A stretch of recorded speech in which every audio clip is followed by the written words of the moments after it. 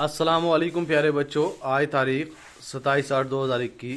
जमात जो है हमारी वो है पंजम फिफ्थ से। तो मजमून जो है आज जो हम किताब पढ़ने जा रहे हैं वो है उर्दू। उर्दू से हमारा जो एनवान जो है आज का वो है बाहू किला, जो कि हमारी किताब की सफ़ा नंबर 99 पर है।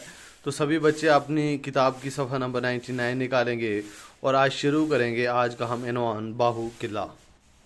तो सीधा हम अपनी किताब की ओर जाएंगे। तो यहाँ पे सबसे पहले ऊपर कुछ अल्फाज दिए गए हुए हैं, तो इनके कुछ माने हम पढ़ लेते हैं, तो उसके बाद हम अपना सबक शुरू करेंगे। तो सबसे पहले दिया दिया गया हुआ है इस्तदा। इसका अमानी है, इसके मानी है खड़ा। गिर्द वनूह, इसका मतलब है इर्द गिर्द, आस पास। उसके बाद वंश, वंश के मानी है, वंश का मतलब है नस्ल।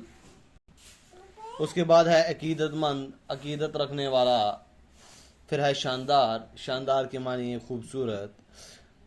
बाहू किला, किला बाहू डोगरों के शानदार माजी की एक जिंदा मिसाल है।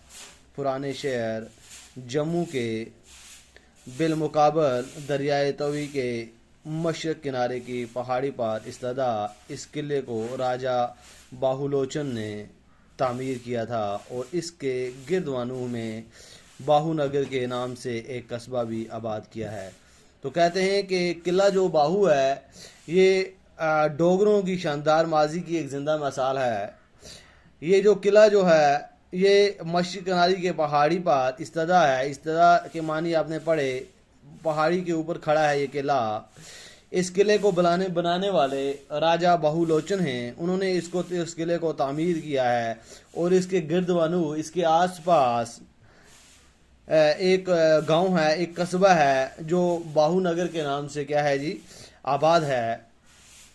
और राजा बाहुलोचन का सिलसिला नस्ब महाराजा गो से मिलता है, जिनके नाम पर गोनशी नस्ल की बुनियाद पड़ी। इस खानदान का नाम रामायण, महाभारत और पुराणों जैसी कदीम किताबों में भी है। इसी खानदान के एक बहादुर और शहजोर राजा अग्निगर्भ ने अपने 18 बेटों की मदद से अपनी सल्तनत की वसत दी और दरियाए तवी के पार तक के इलाके पर कब्जा कर लिया। अग्निकरब की वफात के बाद इसका सबसे बड़ा बेटा बाहुलोचन हुक्मरान बना। हुकूमत संभालते ही वो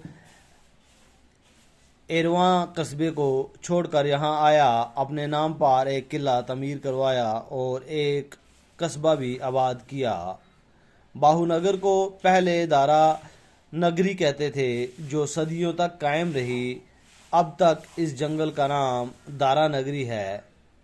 राजा बाहुलोचन के यहाँ कोई औलाद न थी, इसलिए उसकी वफात के बाद उसका छोटा भाई जाम्बुलोचन हुक्मरान बना। उसने अपने नाम पर जम्मू शहर आबाद किया।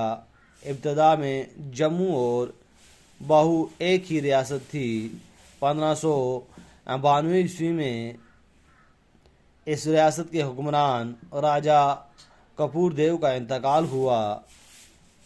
उसके बाद उसके बेटे राजा समील देव और राजा जगदेव के बेटे परशुराम देव के दरमियान इस रियासत को हासिल करने के लिए कशमकश शुरू हुई।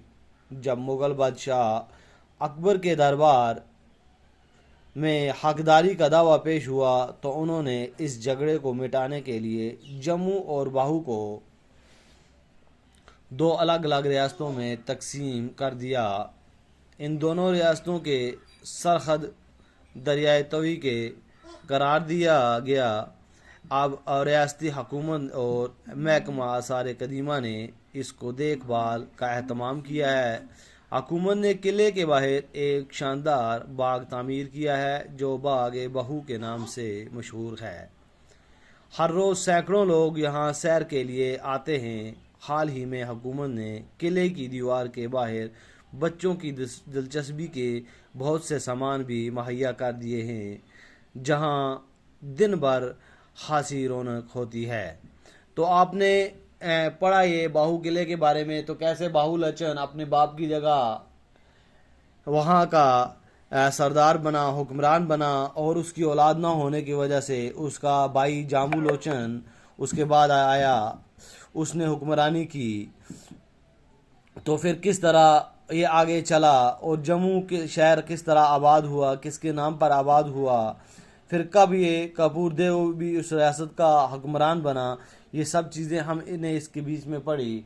तो मुझे उम्मीद है कि आपने अच्छे तरीके से इसको ज़हन नशीन किया होगा। तो हम चलो फिर से इसको एक बार और नज़र मार लेते हैं।